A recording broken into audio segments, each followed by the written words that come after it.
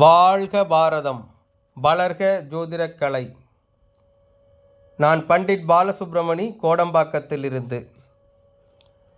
ஜோதிட சாஸ்திரத்தில் நாம் இன்று காண இருக்கின்ற தலைப்பு என்னவென்றால், இடம் வீடு சம்பந்தமான வகையில் கடுமையான தோஷம் இருக்கின்ற நபர்களும், இடம் வீடு பிரச்சனை இருக்கின்ற நபர்களும், வெகு நாட்களாக இடம் வாங்க வேண்டும், வீடு கட்ட வேண்டும் என்ற எண்ணம் உள்ளவர்களும் இந்த கோவிலுக்கு சென்று வருகின்ற பொழுது கண்டிப்பாக அந்த தோஷங்கள் விலகி நன்மைகள் என்பது ஏற்படும்.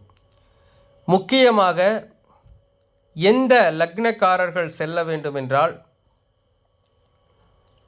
சிம்ம லக்னக்காரர்களும் மகர லக்னக்காரர்களும். சிம்ம லக்னக்காரர்களுக்கும் மகர லக்னக்காரர்களுக்கும் பூமி சம்பந்தமான, இடம் வீடு சம்பந்தமான எப்படிப்பட்ட பிரச்சனைகள் இருந்தாலும், அதே போல் வெகு நாட்களாக இடம் வீடு அமைக்க வேண்டும், அது அமைய முடியாத சூழ்நிலை இருக்கின்ற நபர்களும் கண்டிப்பாக இந்த கோவிலுக்கு சென்று வரலாம். அதே போல் ஜாதகத்தில் 4ஆம் இடத்தில் செவ்வாய், உதாரணமாக சொல்ல வேண்டுமென்றால் கன்னியா லக்னத்திற்கு 4ஆம் இடத்தில் செவ்வாய், மகர லக்னத்திற்கு 4ஆம் இடத்தில் செவ்வாய், மிதுன லக்னத்திற்கு 4ஆம் இடத்தில் செவ்வாய், இது போன்ற அமைப்பில் உள்ளவர்களுக்கு இடம் வீடு சம்பந்தமான பிரச்சனைகள் இருந்தாலும் அந்த ஜாதகர்கள்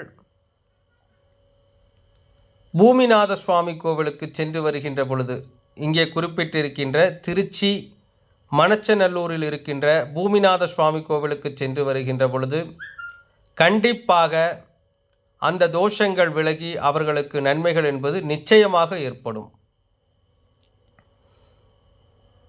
இந்த பூமியானது, அதாவது இந்த ஸ்தலமானது எப்படிப்பட்ட இடம் வீடு பிரச்சனைகள் இருந்தாலும் இந்த சிம்ம லக்னம், மகர லக்னம், அதே போல் விருச்சிக லக்னக்காரர்களும் துலா லக்னக்காரர்களும் கூட சென்று வரலாம்.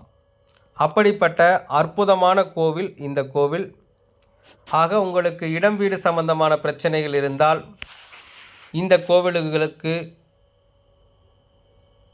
செவ்வாய்க்கிழமை நாளில் சென்று அபிஷேகம் அர்ச்சனை செய்து கொள்ளுங்கள். கண்டிப்பாக உங்களுக்கு தோஷங்கள் விலகி நன்மைகள் என்பது நிச்சயமாக ஏற்படும். மிகவும் பிரசித்தி பெற்ற ஸ்தலம் இந்த ஸ்தலம். பல வாடிக்கையாளர்கள் இங்கு சென்று வந்து நற்பலன்களை அடைந்து இருக்கின்றார்கள். ஆக இந்த தோஷமுள்ள அனைவரும் இந்த கோவிலுக்கு சென்று வாருங்கள். முக்கியமாக நான் சொன்ன லக்னத்தில் இருப்பவர்கள் சென்று வாருங்கள். நன்றி, வணக்கம். வாழ்க வளமுடன்.